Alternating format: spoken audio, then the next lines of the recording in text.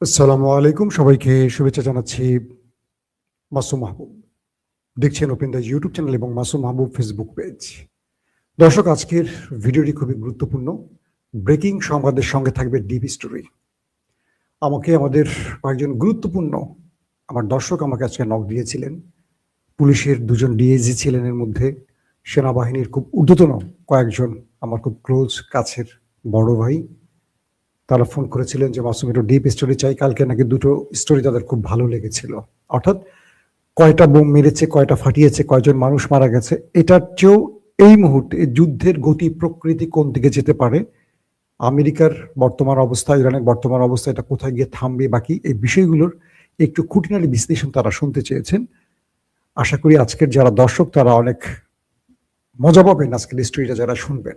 আমেরিকার কত বড় মাইন্ড কাচিপা আটকে গেছে, আমি আজকে একটু তাত্ত্বিকভাবে আপনাদেরকে বিষয়গুলো বোঝাবার চেষ্টা করব। যদি শুনতে এবং দেখতে পেয়ে থাকেন আমাকে একটু কমেন্ট করবেন। চট্টগ্রাম থেকে দেখছেন আবারও, হ্যাঁ চট্টগ্রাম, যারা চট্টগ্রামে থাকেন তারা একটু বেশি উল্লেখ করেন, তারা জানেন যে আমার প্রিয় শহর চট্টগ্রাম। জি দর্শক, সব বাংলাদেশ, পুরো বাংলাদেশটাই আমার প্রিয়। আমি চট্টগ্রামের ব্যাপারটা একটু মজা করে বলি আর কি আপনাদের উদ্দেশ্যে। পুরো বাংলাদেশই আমার প্রিয়। চট্টগ্রাম সদর থেকে দেখছেন, ওমান থেকে দেখছেন, কাতার, কুয়েত, পশ্চিমবঙ্গ থেকে আক্তার রহমান। জি ভাই, ভারতে প্রচুর দর্শক আছে আমাদের। আজকের সাউন্ড একদম ক্লিয়ার, তাই তো? কোনো সমস্যা নেই? ওকে। শ্রীমঙ্গল, ফ্রান্স, হ্যাঁ আমি দেখতে পাচ্ছি রংপুর। দর্শক, শুরু করছি বিসমিল্লাহ করে আপনাদের আজকে অনেকগুলো ভালো তথ্য দেওয়ার জন্য। এই মুহূর্তে আমেরিকা এবং ইসরায়েল একটা বড় রকম বিপাকে আছে। বিপাকটা কি? এই যুদ্ধটা শুরু করার আগে ডোনাল্ড ট্রাম্প চেয়েছিলেন 4 দিনে যুদ্ধটা শেষ করবেন। তিনি আক্রমণের আগে পেন্টাগন এবং আমেরিকার সিনেটকে বলেছিলেন 4 দিনেই খেলা শেষ। আজকে যুদ্ধের 7ম দিন ওভার হচ্ছে। ট্রাম্প বললেন গত 2 দিন আগে 4 দিন নয়, এটা 4 সপ্তাহ লাগবে শেষ করতে, অর্থাৎ ইরানকে কাবু করে তাদের বিজয় আনতে। আজকে 2 দিন পর, আজকে ট্রাম্পের স্টেটমেন্ট 6 মাস লাগবে। 6 মাস এই যুদ্ধ সামনে যেতে পারে। কে বলছেন? Donald Trump. 4 দিন থেকে 4 সপ্তাহ থেকে 6 মাস, তার মানে একটা বড় রকম চিপা আটকে গেছে মিস্টার ট্রাম্প চাচ্চু। কেন? সাম্প্রতিক সময় আপনারা দেখেছেন যে ইসরায়েল কিছু গোপন মিশনে নেমেছিল, অর্থাৎ এই দেশটি চাইছে এই যুদ্ধে ইরানের বিরুদ্ধে আরো কয়েকটি দেশকে টেনে আনতে। প্রথমে তাদের চেষ্টা ছিল আরব রাষ্ট্র এবং মুসলিম রাষ্ট্রকে টেনে আনার, তাই তারা আরব রাষ্ট্রের মধ্যে কিছু গুপ্ত অ্যাটাক করেছে, কিন্তু আরব একদম চুপ। ইরান যখন আরব রাষ্ট্রকে, গালফ কান্ট্রিগুলোকে টার্গেট করে হিট করছিল, তখন হঠাৎ করে এমন কিছু অ্যাডভেঞ্চার হতো, এমন কিছু জায়গায় অ্যাটাক হতো যেগুলো ইরান করতো না, কিন্তু ইরানের নামে চলে আসতো। যেহেতু ইরান আক্রমণ করছে তাহলে এটা ইরানই করছে। কিন্তু সৌদি আরবের লোকগুলো বা ইন্টেলিজেন্সগুলো বা আদার্স ইন্টেলিজেন্সগুলো এই বিষয়গুলো বুঝতে পেরেছে যে ইরান আসলে কোন টার্গেটে আক্রমণ করছে। সৌদি, কাতার, কুয়েতের পররাষ্ট্রমন্ত্রীর সাথে ইরানের পররাষ্ট্রমন্ত্রীদের মধ্যে কথা হয় এবং ইরানের পররাষ্ট্রমন্ত্রী আব্বাস আরাকচি স্পষ্ট করে বলেছেন যে আরবের কোনো সাধারণ ভবনে স্বার্থে আমরা আঘাত করছি না, আমরা গালফ কান্ট্রির ভিতরে মার্কিন স্বার্থকে টার্গেট করছি, এর বাইরের যত আক্রমণ সেগুলো আমাদের নয়। আরব সতর্ক হয়ে গেছে, তারা বুঝতে পারছে তাদেরকে যুদ্ধে টেনে আনতে চাচ্ছে নেতাকাকু। নাম্বার 1। নাম্বার 2 হলো এটাকে, এর পরবর্তী এই নেতাকাকু চাচ্ছেন এটাকে ধর্মযুদ্ধ বানাতে অথবা ইউরোপকে টেনে আনতে। আমরা সারা জীবন দেখেছি আমেরিকা যেই পথে চলে ইউরোপ সেই পথে চলে, একদম বাদ বিচার ছাড়া, কোনো আওয়াজ ছাড়া। আফগানে অ্যাটাক করতে হবে, পুরো ন্যাটো চলে আসছে। দুর্বল আফগানে অ্যাটাক করতে, ইরাকে অ্যাটাক করতে হবে, পুরো ন্যাটো চলে আসে। কিন্তু এবারে প্রথম দেখলাম যে আমেরিকা যখন আক্রমণ শুরু করলো, ইউরোপ গাইগুই শুরু করে দিয়েছে। ফ্রান্স কখনো এটা বলছে, স্পেন তো বিরুদ্ধে দাঁড়িয়ে গেছে, সার্বিয়া বিরুদ্ধে দাঁড়িয়ে গেছে, অস্ট্রিয়া দাঁড়িয়ে গেছে। এক একটা রাষ্ট্র যারা ট্রাম্পের ইশারায় চলতো তারা স্পষ্টত এখন ট্রাম্পের বিরুদ্ধে দাঁড়াচ্ছে, কারণ তারা বুঝতে পারছে ওয়ার্ল্ড অর্ডার ভেঙে যাচ্ছে। বিশ্ব মোড়লদের খ্যাতিটা দুর্বল হচ্ছে বা বিশ্ব মোড়লরা তাদের খ্যাতি হারাতে বসছে ইরানের আক্রমণে। সব খেলা কিন্তু ইরান খেলছে। খুব মন দিয়ে শুনবেন আজকের ভিডিওটা। কি রকম একটা উদাহরণ দেই। আমাদের এই দক্ষিণ এশিয়ার পাকিস্তান, বাংলাদেশ, ইন্দোনেশিয়া, মালয়েশিয়া এই দেশগুলো আমেরিকার ইশারা ছাড়া এক চুল চড়তে পারে না। ধরেন বাংলাদেশে এটা নির্বাচন হয়ে গেল, কে প্রধানমন্ত্রী হবে এটা জনগণের ভোটে নির্ধারিত হয়নি, এটা নির্ধারণ করে দিয়েছে রেজওয়ানা কিংবা আমাদের খলিল ভাইদের মতো লোক। তাদেরকে আমেরিকা যে ট্রিটমেন্ট দিতে সেই ট্রিটমেন্টই সব হয়েছে। ধরে নেন আপনারা। এখন অনেকে চিল্লাপাল্লা করবেন, না ভাই একটু মাথা খাটালে বুঝবেন, রাজনীতি করেন চায়ের দোকানে ভালো কথা, একটু মাথা খাটালে বুঝবেন। যেমন ইমরান খান পাকিস্তানে বিজয় লাভ করার পর ইমরান খান ক্ষমতায় বসতে পারেনি, কারণ সেনাবাহিনী দেয়নি। সেনাবাহিনীকে কন্ট্রোল করেছে কি? আমেরিকা এবং মিস্টার প্রেসিডেন্ট ডোনাল্ড ট্রাম্পের আগে যিনি ছিলেন সে বাইডেন সাহেব। তাদেরই মধ্যে একজন ইন্দোনেশিয়ার প্রধানমন্ত্রী, যিনি আমেরিকা যা বলতো তাই করতেন। সেই ব্যক্তিকে বলা হলো যে গাজাতে বোর্ড অফ পিস ঘোষণা করা হলো, অর্থাৎ শান্তির জন্য একটা বোর্ড তৈরি করা হবে গাজায়। কে করবে? আমেরিকা। সেখানে ইন্দোনেশিয়ার মতো একটা মুসলিম দেশকে লাগবে। সুসুর করে চলে গেছে, যেহেতু মিস্টার ট্রাম্প সাহেব বলেছে। ট্রাম্পের উপরে কথা বলবে বাংলাদেশ, ভারত, পাকিস্তান, ইন্দোনেশিয়ার সাহস তো নাই। হঠাৎ করে সেই মিস্টার ইন্দোনেশিয়ার প্রধানমন্ত্রী আজকে কি বলেছেন জানেন? ট্রাম্প একটা মিথ্যুক, তিনি এটা মানে মিথ্যা বলার লোক। কে বলছেন? ইন্দোনেশিয়া, যে তার জুতা পালিশ করেন সবসময় ভয়ে। কি বলছেন? যে ট্রাম্প বলছে যে গাজাতে বোর্ড অফ পিস ঘোষণা করেছেন, বোর্ড অফ পিস গঠন করবেন শান্তির জন্য তিনি। সেই ট্রাম্প কি করে ইরানে শান্তিপূর্ণ পরিবেশে আক্রমণ করছে? বুঝতে পারছেন? পৃথিবীকে এই সাহসটা কে দিয়েছে? ইরান। ইরান বিশ্ব মোড়লদের সকল মিথ ভেঙে দিয়েছে। নাম্বার 2, ইম্পর্টেন্ট, শুনতে থাকেন মন দিয়ে। সন্দীপ থেকে দেখছেন, হাসান সন্দীপ যাবো একবার, বুঝছেন, আমার খুব শখ সন্দীপে যাওয়ার। তো আরব রাষ্ট্রগুলো যারা কখনো আমেরিকার উপর আওয়াজ করতো না, একদম কোনো প্রকার আওয়াজ করতো না, যা বলতো তাই, পেট্রো ডলার বিক্রি করে পুরো ট্রিলিয়ন ট্রিলিয়ন ডলার দিত আমেরিকাকে। আরবরা তাদের বড় বড় অর্থায়ন সব করতো পশ্চিমা দুনিয়ায়। তারা আমাদের এই দরিদ্র দেশগুলোতে বড় অঙ্কের কখনো অর্থায়ন করতো না। আমাদের এখানে শ্রমিকের দাম কম, আমাদের এখানে ভালো মজুরি পাওয়া যায়, এখানে ইনভেস্ট করে লাভ বেশি, তারপরও তারা আমেরিকাকে খুশি করতো, কারণ আমেরিকা এই রাষ্ট্রগুলোকে বাঁচিয়ে রাখে, এই রাষ্ট্রগুলোকে টিকিয়ে রাখে, অবৈধভাবে রাজতন্ত্র টিকিয়ে রাখে বা শত্রুর হাত থেকে বাঁচিয়ে রাখবে এই আশ্বাসে। ইম্পর্টেন্ট মেসেজ কি জানেন? গত কয়েকদিনে আরবের একাধিক রাষ্ট্র মুখ খুলেছে। সৌদি আরব, আরব আমিরাত, কাতার, কুয়েত স্পষ্ট জানিয়েছে তারা ইরানের বিরুদ্ধে লড়াই করবে না, এবং তারা স্টেটমেন্ট দিয়েছে ইরানের উপর আক্রমণ ছিল অন্যায় আক্রমণ। বুঝতে পারছেন? ইরান ধোলাই চালাচ্ছে, তারপর তারা আওয়াজ করতেছে ইরানের পক্ষে। আজকের স্টেটমেন্ট কি? সৌদি আরব, ইউএই, কাতার, কুয়েত তারা বলেছে আমরা যে আমেরিকাকে 5 ট্রিলিয়ন মার্কিন ডলার দিয়েছিলাম বা দেব বলে চুক্তি করেছিলাম, এটাকে আমরা পুনর্মূল্যায়ন করতে চাচ্ছি। ট্রাম্পের গলা শুকিয়ে গেছে। ট্রাম্প দ্বিতীয় মেয়াদে ক্ষমতায় বসে আরব রাষ্ট্রে ছুটে এসেছিলেন, বড় অঙ্কের টাকা নিয়ে যাবেন, আমেরিকার ঋণ দূর করবেন, আমেরিকার বেকারত্ব দূর করবেন, বড় বড় কর্মস্থল তৈরি করবেন। এসে আরবের দেশ ঘুরে 5 ট্রিলিয়ন ক্যালকুলেটরে ধরবে না, 5 ট্রিলিয়নের চুক্তি করলেন আরবদের সাথে। সেই আরবরা, ইউএই, সৌদি আরব, কাতার, কুয়েত তারা বলছে আমরা আরবের সাথে, আমরা আমেরিকার সাথে যে চুক্তিগুলো করেছি এগুলো এখন পুনর্মূল্যায়ন করব। অর্থাৎ আমরা আমেরিকাকে ব্ল্যাঙ্ক চেক আর দিচ্ছি না টাকার, কারণ আমেরিকা আমাদের নিরাপত্তার নামে যে প্রতিশ্রুতি দিয়েছে আমেরিকা সেটা রক্ষা করতে পারেনি। আমেরিকা আমাদের নিরাপত্তা দেবে কি, নিজেরই তো পিঠ বাঁচাতে পারছে না এই মুহূর্তে। ইরান দ্বিতীয় মিথ ভেঙে দিয়েছে মিডল ইস্টের, মধ্যপ্রাচ্যের। খেয়াল করেন, আরবরা বলছে, আরবের বড় বড় ব্যবসায়ীরা, এর মধ্যে একজন খলফ, তিনি চিঠি পাঠিয়েছেন ট্রাম্পের উদ্দেশ্যে যে তোমাকে কে সাহস দিছে তুমি আজকে এই যুদ্ধ আরবের মধ্যে ছড়িয়ে দিয়েছো? আমরা শান্তিপ্রিয় মানুষ, পুরো পৃথিবীতে আমরাই শান্তির পক্ষে থাকি, আমাদের দেশের মধ্যে রাজনীতি নেই, আমরা ব্যবসা বাণিজ্য করি, আমরা মানুষের মধ্যে শান্তির জন্য, জনগণকে শান্তিতে রাখার জন্য সব করি। তুমি ট্রাম্প আমাদের টাকা নিচ্ছ, আমাদের দেশে ঘাঁটি করছো, তুমি ইরানকে আক্রমণ করে তুমি আজকে যুদ্ধ ছড়িয়ে দিয়েছো। কে বলছে?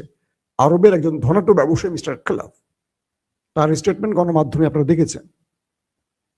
সৌদি আরব বলছে, আরব আমিরাত বলছে, কাতার, কুয়েত বলছে যে আমাদের ভাবতে হবে আমেরিকা আগামীতে আমাদের এখানে ঘাঁটি রাখবে বা আমাদের নিরাপত্তা দিতে পারবে কিনা। কারণ আমেরিকা ফেল করেছে নিরাপত্তা দিতে, আমেরিকা তো নিজে নিরাপত্তা দিতে পারছে না, এবং তারা প্রমাণ পেয়েছে যে আমেরিকা এই মুহূর্তে ইসরায়েলের নিরাপত্তা নিয়ে ভাবছে। ইরানের হাত থেকে মিডল ইস্ট অর্থাৎ মধ্যপ্রাচ্যের মুসলিম দেশকে বাঁচাবার জন্য আমেরিকার কোনো প্ল্যান নাই। তার টোটাল প্ল্যান ইসরায়েলকে রক্ষার, ইসরায়েল ফার্স্ট। এটা আরবরা বুঝে গেছে, এবং বুঝে গিয়ে আরবরা এখন দাঁড়িয়ে গেছে এগেনস্টে। তার মানে 5 ট্রিলিয়ন আর আমেরিকার কপালে জুটছে না। সেকেন্ড, মিস্টার ভ্লাদিমির পুতিন আজকে খুব চমৎকার একটি স্টেটমেন্ট দিয়েছেন। তিনি বললেন যে এই যে যুদ্ধটা শুরু হলো কেন, কোন কারণে? ইরান পারমাণবিক অস্ত্র বানাবে এজন্য। ইরান পারমাণবিক অস্ত্র বানাবে এই কারণে যদি যুদ্ধ শুরু হতে পারে, তাহলে ইসরায়েলের কাছে বা আরো যারা পারমাণবিক অস্ত্র বানিয়েছে তাদের বিরুদ্ধে আমেরিকা ব্যবস্থা নিল না কেন? নাম্বার 2, এই যে আমেরিকা লিবিয়া, ইরাক, সিরিয়াতে যুদ্ধ ছড়িয়ে দিল, এর জন্য আমেরিকার বিরুদ্ধে জাতিসংঘ থেকে শুরু করে পৃথিবীর কোন সিস্টেম কথা বলেছে? জাতিসংঘের কাজটা কি? একটা শান্তিপ্রিয় ইরানে যুদ্ধ ছড়িয়ে মানুষকে বা এই যে স্কুলের বাচ্চাদেরকে 2 শতাধিক বাচ্চাকে মারা হলো, এটা কি জেনোসাইড নয়? কে বলছেন? Vladimir Putin. তিনি বলছেন জাতিসংঘের কাজটা কি? অমুক দেশ ব্যালিস্টিক মিসাইল বানালে নিষেধাজ্ঞা, অমুক দেশ অমুকের কাছে তেল বিক্রি করলে নিষেধাজ্ঞা, অমুক দেশ অমুকের কাছ থেকে যুদ্ধ বিমান বানাবার যন্ত্রাংশ কিনলে নিষেধাজ্ঞা। ট্রাম্প যে একটা দেশের পর, মানে আমেরিকা বা ট্রাম্প বলি শুধু না, আমেরিকা যে একটার পর একটা দেশের যুদ্ধ ছড়িয়ে দিচ্ছে, নিরীহ মানুষকে মারছে, ভেনেজুয়েলার মতো একটা দেশের প্রেসিডেন্টকে রাতের অন্ধকারে কিডন্যাপ করে নিয়ে আসছে, তাকে কে নিষেধাজ্ঞা দিবে? আমেরিকা কি নিষেধাজ্ঞার বাইরে? কেউ তাকে নিষেধাজ্ঞা দিতে পারবে না, সে সবাইকে নিষেধাজ্ঞা দিবে। এইটা কোনো নিয়ম? কে বলছেন? Vladimir Putin. জাতিসংঘের মহাসচিব কি বললেন? অ্যান্টনিও গুতেরেস কি বললেন? ইরানের পারমাণবিক অস্ত্র বানানোর চেয়ে বড় প্রবলেম এখন যে যুদ্ধ ছড়িয়ে গেছে, এটা বিশ্বের জন্য সবচেয়ে বড় হুমকি। পৃথিবীর বহু দেশের হাতে পারমাণবিক আছে, তারা কি পারমাণবিক নিয়ে যুদ্ধ করে কাউকে মেরে ফেলছে? এক আমেরিকা জাপানে মেরেছিল হিরোশিমা নাগাসাকিতে, এরপর পারমাণবিকের ব্যবহার আমরা দেখেছি? দেখিনি। কত বছর হলো? কিন্তু ইরান পারমাণবিক বানাবে,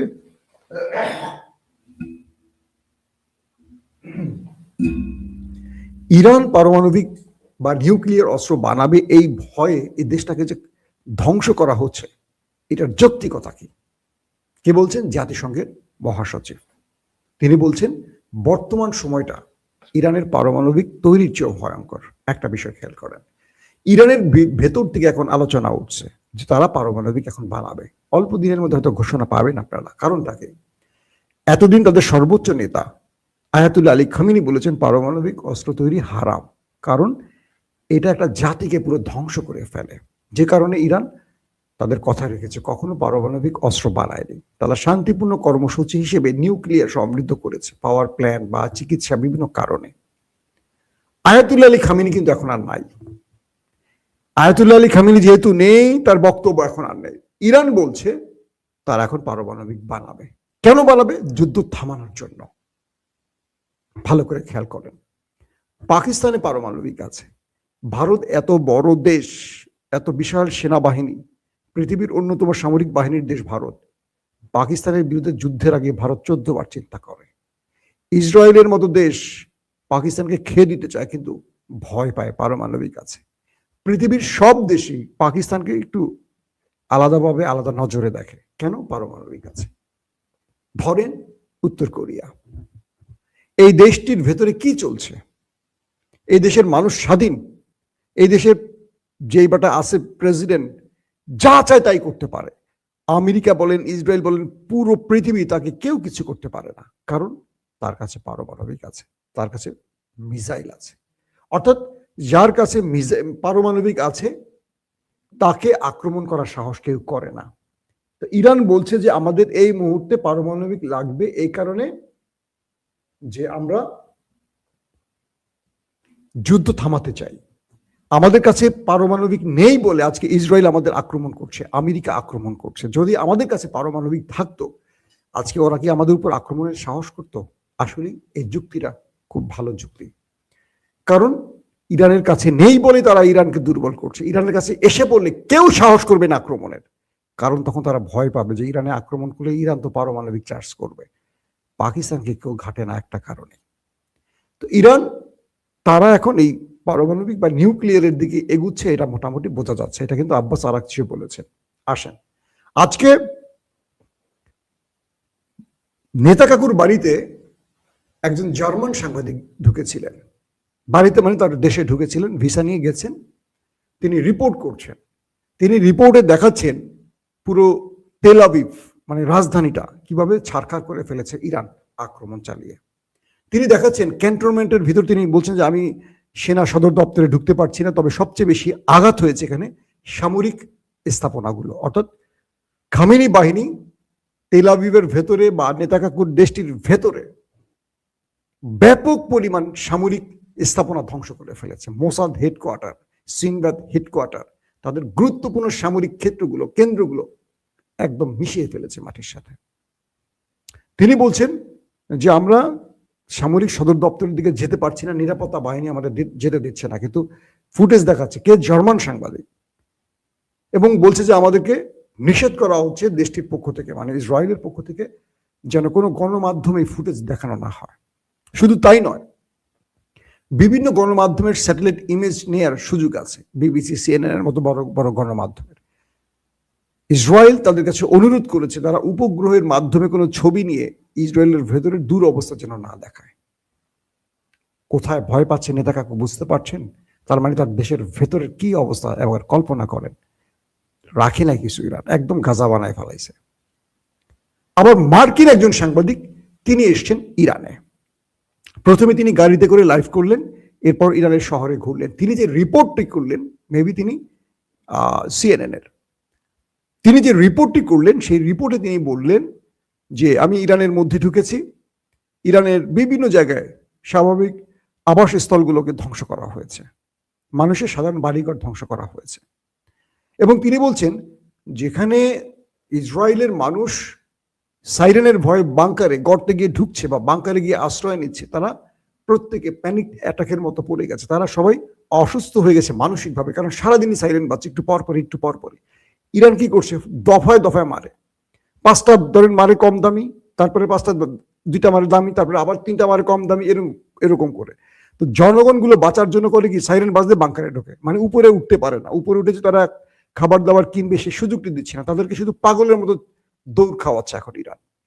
তো তিনি বলছেন যে ইরানের ভূমিতে ঢুকে আমি যে দৃশ্য দেখছি কল্পনাতীত। ইরানের দোকানপাট খোলা, বোম্বিং করছে এক অঞ্চল থেকে এক অঞ্চলে। তারা দোকানপাট খুলছেন, ব্যবসা বাণিজ্য করছেন, তারা রাস্তায় আছেন, তারা মসজিদে যাচ্ছেন, তারা বিক্ষোভ করছেন আমেরিকা ইসরায়েলের বিরুদ্ধে। তারা কেউ ঘরে ফিরে যাচ্ছেন না, কারণ তারা মৃত্যুর জন্য প্রস্তুতি নিয়ে নেমেছেন। এই জাতিকে কি করে হারাবে এখন বলেন? যে জাতি বাংকারে লুকিয়ে থাকে, যে জাতি সর্বোচ্চ 7 দিন বাংকারে থাকতে পারবে না, এরপর তারা সব মানসিক অসুস্থ হয়ে যাবে, হাসপাতালে ভর্তি করতে হবে, কারণ তারা এগুলো দেখতে অভ্যস্ত না। কিন্তু ইরান তো এগুলো অভ্যস্ত রে ভাই। ইরান তো মানসিকভাবে প্রস্তুতি নিয়ে বসে আছে, যদিও দীর্ঘদিন ইরান যুদ্ধ করছে না, কিন্তু এদের বুকের ভেতরে যে সাহসের জায়গাটা, তারা রাস্তায় দেখেন বিক্ষোভ করছে প্রতি মুহূর্তে, তারা রাস্তা দোকানপাট খোলা রাখছে, কেউ বন্ধ করে পালায় না। এই জাতিকে কি করে ভয় দেখাবেন? কে বলছে? মার্কিন সাংবাদিক। আমি কি আপনাদের ছবি দেখাবো? একটু 2 সাংবাদিকের 2টা ছবি দেখাই দিই, আপনাদের হয়তো ভালো লাগবে। একটু ছবিটা নামাতে সময় লাগবে আমার। তো এখন ধরেন একটা বিষয় বোঝার চেষ্টা করেন যে এই অবস্থায় বিদেশি সাংবাদিকরা যে রিপোর্টগুলো করছে, সেই রিপোর্টে আমরা কি দেখলাম যে একজন নেতা কাকুর দেশে গেছেন, তিনি সেই চিত্র দেখাচ্ছেন। একজন ইরানে আসছেন, তিনি ইরানের চিত্র দেখাচ্ছেন, এবং 2 দেশের পার্থক্য তারা বুঝিয়ে দিচ্ছেন যে 2 দেশের জনগণের মধ্যে পার্থক্য এবং 2 দেশের ভেতরের পরিবর্তনটা কি। তাহলে জাতি কে কার কাছে হারবে বলেন? এই যুদ্ধে হারার জন্য যে মানসিক শক্তির প্রয়োজন বা মানসিক মনোবলের যে স্ট্রং জায়গাটা দরকার, সেটা কি ওদের আছে? আমি আপনাদেরকে একটা ছবি দেখাই। এটা হলো যিনি ইয়েতে এসছেন, অর্থাৎ কি বলে, দখলদার দেশটিতে গিয়েছিলেন এই সাংবাদিক, জার্মান সাংবাদিক। আপনারা স্ক্রিনে দেখতে পাচ্ছেন হয়তো। তিনি সেখান থেকে লাইভ করছেন জার্মান থেকে, এই মহিলা সাংবাদিক। এবং তিনি সেখানকার পুরো দৃশ্য দেখাতে পারছে না, সেটাও বলছেন যে আমাকে নিষেধ করছে বা আমাকে দেখাতে দিচ্ছে না। আপনারা দেখতে পাচ্ছেন আমার স্ক্রিনে এই নারী সাংবাদিক যার কথা বলছিলাম, তিনি ইসরায়েলের ভেতর থেকে, জার্মানির সাংবাদিক, তিনি এসছেন রিপোর্টার এবং তিনি ঘুরে ঘুরে দেখাচ্ছেন। আমি আপনাদেরকে দেখাচ্ছি এবার যিনি ইরানে গেছেন, একজন মার্কিন সাংবাদিক, যিনি ইরানের ভেতর থেকে পুরো দৃশ্যগুলো দেখাচ্ছেন গাড়িতে করে, মানুষের বিক্ষোভ, দোকানপাট খোলা, ইরানিরা দোকানপাট খুলে বসে আছে, তারা কোনো ভয় তাদের মধ্যে কাজ করছে না। কোথায় গেল ছবিটা?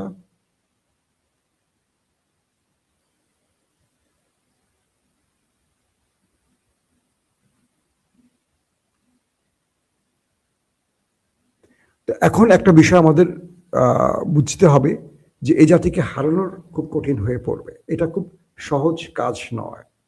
এখন বলা যাচ্ছে মিস্টার ট্রাম্প তিনি একা হয়ে পড়েছেন, তিনি আসলে এখন কি করবেন? কারণ একে একে ইউরোপ তার পাশে থাকছে না, 2 নম্বর আরবরা তার কাছ থেকে সরে যাচ্ছে, ওয়ার্ল্ড অর্ডার ভেঙে পড়ছে, বিশ্বের সবচেয়ে পাওয়ারফুল রাষ্ট্রকে একটা ছোট্ট মানে দুর্বল রাষ্ট্র যার কাছে নিউক্লিয়ারও নেই এবং সে একা আসছে না, সে পুরো তাবৎ দুনিয়া নিয়ে আসছে, ইসরায়েল আমেরিকা মিলে, আর সে একা মিলে সবাইকে পিটিয়ে তক্তা করে ফেলছে। তো এই বিষয়গুলোকে নিয়ে এখন আমরা এক বাক্যে বলতে পারি ট্রাম্প সবচেয়ে বেশি চাপে আছেন এই মুহূর্তে, কারণ তিনি বুঝতে পারছেন যে আসছে দিনগুলোতে তার জন্য আরো কঠিন দিন আসতে পারে। এবং সবচেয়ে আমি আপনাদের সাংবাদিকের ছবিটা দেখাবো বলছিলাম, একটু দেখাবার চেষ্টা করি আপনাদের।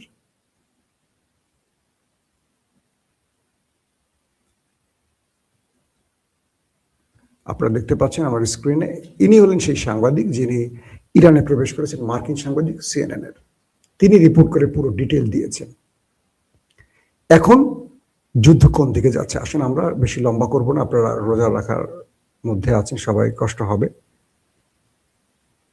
আর 2 থেকে 3 মিনিট কথা বলবো। এখন ইরান যে কাজটি করছে, ইরান একটার পর একটা সারপ্রাইজ দিচ্ছে। ইরান বলছে আমরা এতদিন ধরে যে মিসাইলগুলো ব্যবহার করেছি এগুলো 10 বছর আগের মিসাইল, আমরা শত্রুকে এই 10 বছর আগের মিসাইল দিয়ে এই অবস্থা করেছি, আমাদের লেটেস্ট ভার্সনগুলো আমরা জমা রেখেছি, কারণ এই যুদ্ধটা আরো লম্বা সময় চলতে পারে। শত্রুকে ঘায়েল করতে বা শত্রুর সঙ্গে যদি আরো কেউ যুক্ত হয় তাদের ঘায়েল করতে আমাদের ঝুড়িতে আরো বিপজ্জনক মিসাইল আছে, আমাদের মিসাইল নগরী আছে। আমরা এই যুদ্ধ ওরা যতদিন চায় ততদিন টেনে নিতে চাই, এবং ওরা কতদিন চায় তার উপর ডিপেন্ড করছে না। এখন আমরা শেষ বুলেটটা ব্যবহার করতে চাই, কারণ যুদ্ধটা ওরা চাপিয়ে দিয়েছে, আমরা কোনোভাবে আর তাদেরকে ছাড় দেব না, কারণ আমাদের সুপ্রিম কমান্ডার শেষ হয়েছে, আমাদের জাতির উপরে তারা আক্রমণ করেছে এবং আমাদের শিশুদেরকে তারা হত্যা করেছে। এখান থেকে আমরা কোনোভাবে আর ফিরতে চাই না। হরমুজ প্রণালী বন্ধ হওয়ায় পুরো পৃথিবী এখন বিপজ্জনক অবস্থায় আছে। কাতার বলেছে যদি হরমুজ প্রণালী চালু না হয় তাদের গ্যাস তেল সব বন্ধ থাকবে। সবচেয়ে বড় জিনিস, আপনার কাছে টাকা থাকলেও তেল কিনতে পারবেন না, তেল তো পাবেন না কয়দিন পর, পৃথিবী অচল হয়ে যাবে, কল কারখানা বন্ধ হয়ে যাবে, আপনি কত টাকা দিয়ে কিনবেন? ডবল টাকা, তারপর টাকা। কিন্তু ইরান তো পুরো হরমুজ প্রণালী বন্ধ করে দিয়েছে, তেলটা পাবেন কোথা থেকে? আবার অনেক দুনিয়ার তেল ঘুরে যদি আসতে হয় 2 দিক থেকে, একদিকে ইয়েমেন বাবুল মান্দাফ বন্ধ করে দিয়েছে আর হরমুজ প্রণালী ইরান বন্ধ করে দিয়েছে, আপনি কোন দিক থেকে তেল বের করবেন? যদিও বের করলেন অনেক দুনিয়া ঘুরে আসবেন, যেই পথ 1 মাসে সেই পথ লাগবে 6 মাসে, 6 মাস পরে আপনি তেল ব্যবহার করবেন, আপনার 6 মাসে কি হবে অবস্থা? আমেরিকার স্টক মার্কেট পড়ে যাচ্ছে, পুরো অর্থনীতি ক্লাপস করার দিকে যাচ্ছে, পুরো অর্থনীতি ব্যবস্থা ভেঙে পড়ছে। একটা মামুলি রেজিম চেঞ্জ, ইরানের রেজিম চেঞ্জের জন্য আমেরিকার এই পাগলামি পুরো পৃথিবীকে এখন অস্থির করে ফেলছে। সবকিছু মিলে এখন আমেরিকা তার মিত্র হারাতে শুরু করেছে, তার পরম বন্ধুদের হারাতে শুরু করেছে। দখলদাররা যে কাজটি করছে, তারা মিডিয়া নিয়ন্ত্রণ শুধু না, তারা এখন এই যুদ্ধে আরো কাউকে ডেকে আনতে চাইছে, কিন্তু তারা বুঝতে পারছে ইউরোপ বলি আর মুসলিম কান্ট্রি বলি কেউ তাদের ডাকে আসছে না, প্রত্যেকের ঘুম ভেঙে গেছে। ওই যে বললাম ওয়ার্ল্ড অর্ডার ভেঙে যাচ্ছে, ভেঙে পড়েছে। এখন ছোট ছোট রাষ্ট্র ট্রাম্পকে রক্ত চক্ষু দেখাতে যাচ্ছে, তার সামনে চোখ রাঙিয়ে কথা বলতে যারা মাথা নিচু করে কথা বলতো, সকল মিথ ভেঙে দিয়েছে ইরান বুঝিয়ে দিয়েছে। আর এটি বলেছিল চীনের সেই প্রফেসর মিস্টার জিয়াং, তিনি ভবিষ্যৎবাণী করেছিলেন আরো কয়েক বছর আগে যে এই নির্বাচনে ট্রাম্প জিতেছে, এই জিতেই তিনি ইরানের বিরুদ্ধে যুদ্ধ শুরু করেছে, এবং তিনি বলেছেন ইরানের কাছে এই যুদ্ধে আমেরিকা হারবে। আমার মনে হয় সেই দিকে যাচ্ছে এখন পৃথিবী। প্রত্যেকে ভালো থাকবেন। আল্লাহ হাফেজ।